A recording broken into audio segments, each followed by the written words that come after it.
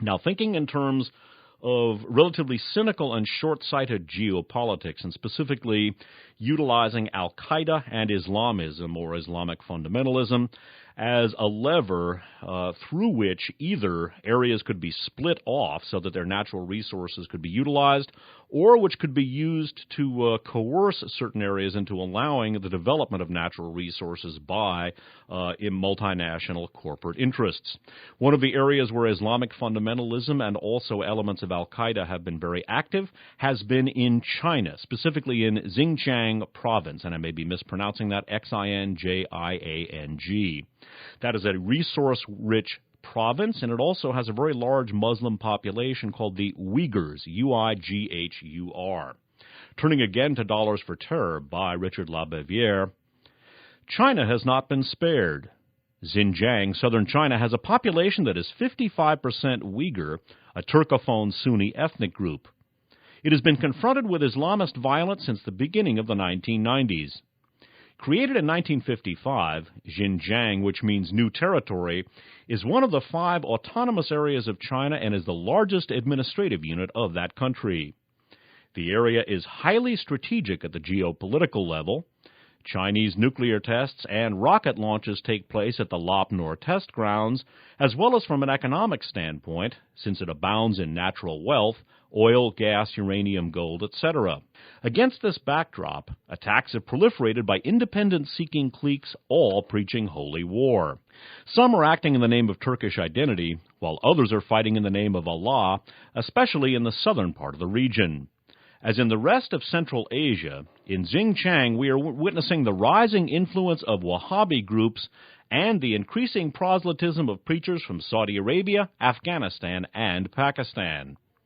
Traditionally allied with popular China, Pakistan is nevertheless trying to extend its influence to this part of China, using the Islamists as it did in Afghanistan.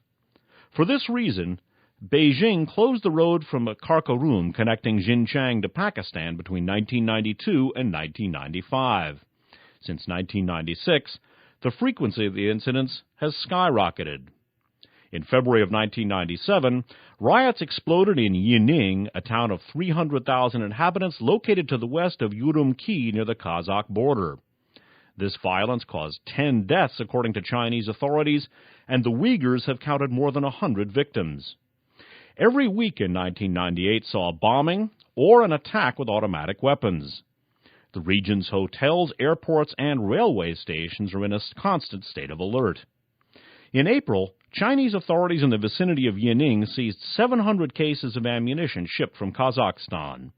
In September, the secretary of the Xinjiang Communist Party declared that, quote, 19 training camps in which specialists returning from Afghanistan educate young recruits in the techniques of terrorism with the assistance of the Taliban, unquote, were neutralized. In January 1999, 29 activists implicated in the February 1997 riots were arrested. On February 12th, violent clashes between the police and groups of Uyghur militants wounded several dozen people in Urumqi. 200 people were arrested, and in early March, 10,000 additional soldiers arrived at Yining to beef up security, while in Beijing, the Uyghur Islamist organizations took credit for several bomb attacks. This Asian testbed is supporting the emergence of a new type of radicalism. Sunnite and ideologically conservative, it is supranational in its recruitment and in its ideology. It does not emanate out of decisions in the great Islamist organizations, but from a radicalization of the Afghan Talibans, from their sanctuaries and their ties with small terrorist and mafia groups, marginalized and radicalized by repression, as in Egypt and Algeria, in a context of economic and financial globalization, as well as from the circulation of militants who have lost their territories. Consider the possibility of utilizing the Uyghurs and Taliban connections either to split off and destabilize Xinjiang or perhaps to prod the Chinese into a more cooperative policy with regard to sharing the development of their resources. The Chinese have specifically charged al-Qaeda and bin Laden with involvement with the Uyghurs. This charge carried in, among other papers, the New York Times of Tuesday, January 22nd of 2002. An article by Elizabeth Rosenthal, datelined Beijing, January 21st, headlined, Beijing says Chinese Muslims were trained as terrorists with money from bin Laden.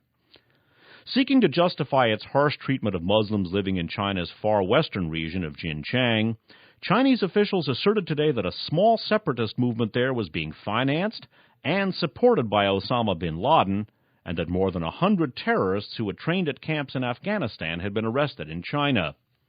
In a new report, the government asserted that Mr. bin Laden himself had met with radical Chinese Muslims and that, quote, bin Laden terrorists and Taliban leaders, unquote, had allocated, quote, a fabulous sum of money for the training of the East Turkestan terrorists.